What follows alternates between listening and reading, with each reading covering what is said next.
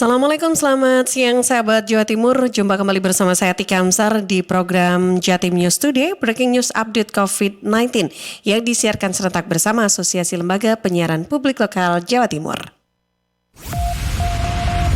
Rangkuman kabar update penanganan COVID-19 untuk regional Jawa Timur segera sahabat simak dalam Update COVID-19. Update COVID-19. Ya, dan sahabat Jawa Timur untuk edisi kali ini di hari Rabu 20 Januari 2020, kita akan awali Jatim News Today Breaking News Update COVID-19 bergabung bersama Ramadan Eka dari Suara Sidoarjo. Mengabarkan bahwa pegawai positif COVID-19 pelayanan haji dan umroh di Kemenak Sidoarjo ditutup sementara. Rama silakan.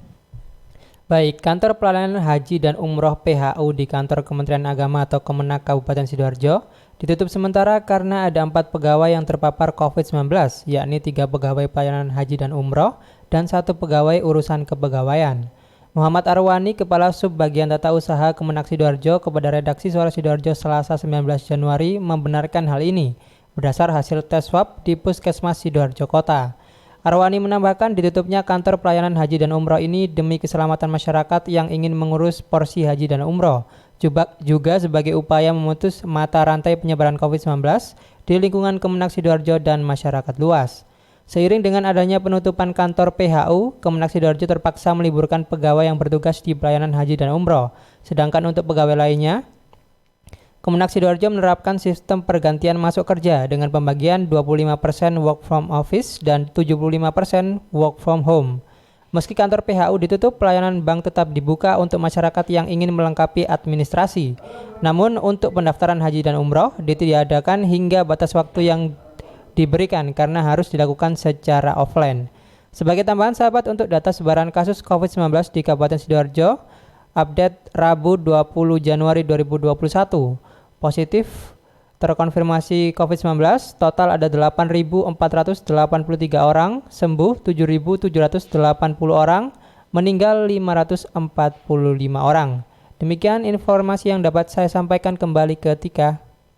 Baik, terima kasih Rama dari Suara Sidoarjo sudah mengabarkan pada siang hari ini, dan selanjutnya kita akan bergabung bersama Isyatun Haniah dari Suara Gresik.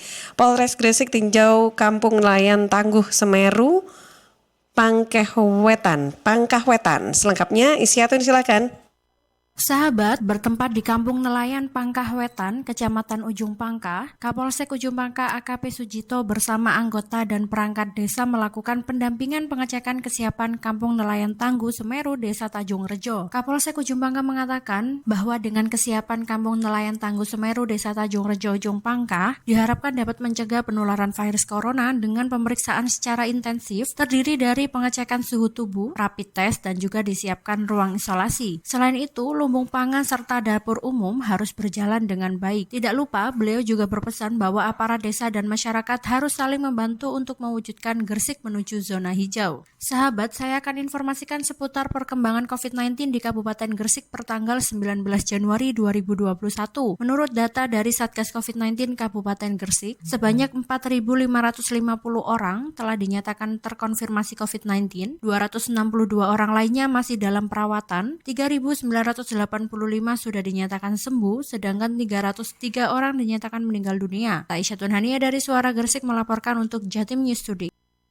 Baik, terima kasih Isyatun Haniah dari Suara Gresik. Dan sahabat Jawa Timur, selanjutnya kita juga akan bergabung bersama Risma Erina dari Persada FM Kabupaten Blitar. Vaksin COVID-19 diprediksi baru didistribusikan di Kabupaten Blitar awal bulan depan. Selengkapnya Risma silahkan. Ya, baik. Seperti disampaikan oleh juru bicara gugus tugas percepatan COVID-19 Kabupaten Blitar, Krisna Yakti, yang mengatakan bahwa informasi terakhir yang diterima untuk pendistribusian vaksin COVID-19 ke Kabupaten Blitar kemungkinan besar dilakukan awal bulan depan atau sekitar bulan Februari 2021. Karena dari uji coba di 3 wilayah, yakni Sidoarjo, Surabaya, dan Gresik, ternyata masih terdapat beberapa kendala, sehingga masih dilakukan evaluasi baik oleh pemerintah pusat maupun pemerintah provinsi provinsi. Krisna mengaku hingga kini belum ada informasi lebih lanjut terkait kepastian waktu pendistribusian vaksin COVID dari provinsi. Pihaknya akan tetap menunggu agar pelaksanaan nanti bisa lancar dengan mengacu daerah lain yang sudah terlebih dahulu melakukan vaksinasi COVID-19. Sebelumnya Krisna menuturkan bahwa vaksin COVID-19 akan disimpan di Dinas Kesehatan. Bagi layanan kesehatan, baik puskesmas maupun rumah sakit yang akan melakukan vaksinasi harus mengambilnya di Dinas Kesehatan. Demikian saya Risma Erina, LPPL Radio Persada FM Kabupaten Blitar melaporkan untuk Jatim News Today. Baik, terima kasih Risma dan sahabat Jawa Timur. Selanjutnya kita juga akan bergabung bersama Afik Rahardian dari Mahardika FM Kota Blitar. PMI Kota Blitar siapkan kebutuhan donor plasma konvalesen di Kota Blitar. Afik, silakan. Sobat Palang Merah Indonesia PMI Kota Blitar mulai menyiapkan kebutuhan donor plasma konvalesen untuk pasien COVID-19. Plasma konvalesen merupakan plasma darah yang diambil dari pasien COVID-19 yang telah sembuh dan kemudian diproses agar dapat diberikan kepada pasien yang sedang dalam masa pemulihan setelah terinfeksi. Eko Haryanto, Sekretaris PMI Kota Blitar saat on air di Mahardika Selasa 19 Januari 2021 mengatakan, donor plasma darah umumnya dilakukan jika dalam keadaan darurat. Tidak sembarang orang, donor plasma darah hanya boleh dilakukan oleh seseorang yang telah sembuh dari COVID-19 terhitung setelah 14 hari, berusia 18 sampai 60 tahun, tidak memiliki penyakit bawaan dan diprioritaskan laki-laki. Jika perempuan syarat utamanya belum pernah hamil. Eko menjelaskan, pihaknya sampai saat ini masih menyiapkan berbagai kebutuhan untuk pelaksanaan donor plasma konvalesen di Kota Blitar. Sebelumnya PMI Kota Blitar telah mengajukan permohonan bantuan alat senilai 4 miliar kepada pemerintah Kota Blitar. Hal ini dikarenakan PMI Kota Blitar belum memiliki alat untuk donor plasma konvalesen. Selain itu, PMI Kota Blitar juga tengah melakukan kerjasama dengan PMI daerah lain yang sudah melaksanakan layanan tersebut. Kebetulan kami kemarin juga diminta oleh Wali Kota supaya mengikuti webinar itu. Kami sudah melangkah. Kami PMI Kota Blitar sudah mencoba untuk membuat surat permohonan bantuan peralatan untuk pengolahan plasma konvalesen ini ke pemerintah kota. Kemarin kami mengajukan sekitar 4 miliar lebih ya. Artinya mudah-mudahan ini juga menjadi perhatian dari pemerintah kota. Eko menambahkan di saat seperti ini kedisiplinan masyarakat dinilai sangat penting dalam meminimalisir penyebaran COVID-19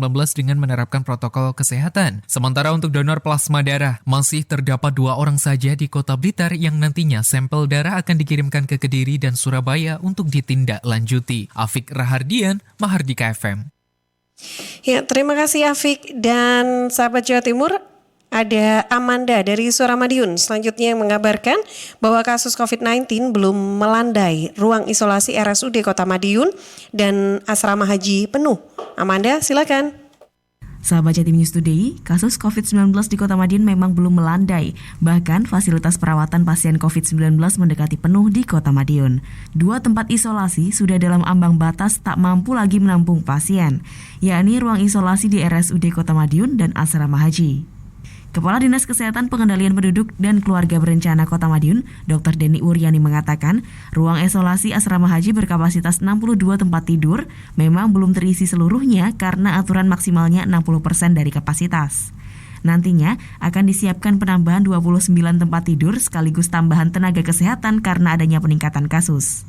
Hal senada juga terjadi di RSUD Kota Madiun, dari 13 tempat tidur di ruang Wijaya Kusuma juga telah penuh. Begitu juga dengan 12 tempat tidur di kamar VIP dan 4 tempat tidur di IGD. Pihak rumah sakit juga telah mempersiapkan ruangan lain untuk isolasi. Wali Kota Madiun Maidi menghimbau masyarakat wajib semakin berhati-hati. Kondisi COVID-19 saat ini memang cukup memprihatinkan. Hal itu butuh tanggung jawab kita bersama untuk menjaga kesehatan masing-masing, paling tidak dengan disiplin mematuhi aturan. Sebagai informasi sahabat, saat ini total kasus konfirmasi di Kota Madiun berjumlah 687 orang, dengan 462 orang diantaranya telah sembuh, 59 lainnya masih dalam perawatan, 114 orang isolasi mandiri, dan 52 orang meninggal dunia. Saya Amanda, Suara Madiun, melaporkan untuk Jatim News Today. Ya, terima kasih Amanda. Informasi yang disampaikan sebagai info terakhir yang bisa kami updatekan sahabat Jawa Timur untuk Anda di program Jatim News Today Breaking News Update COVID-19 untuk edisi hari ini. Ikuti kembali setiap Senin sampai Sabtu jam 11.05 waktu Indonesia Barat, disiarkan serentak bersama Asosiasi Lembaga Penyiaran Publik Lokal Jawa Timur. Saya Tika Amsar dari Suara Sidoarjo sebagai radio host. Terima kasih atas kebersamaan Anda. Selamat siang. Perkembangan penanganan COVID-19 untuk wilayah regional Jawa Timur sudah sahabat simak dalam update COVID-19. Update COVID-19 bisa sahabat simak Senin sampai Sabtu jam 11 siang. Persembahan dari Asosiasi Lembaga Penyiaran Publik Lokal Jawa Timur.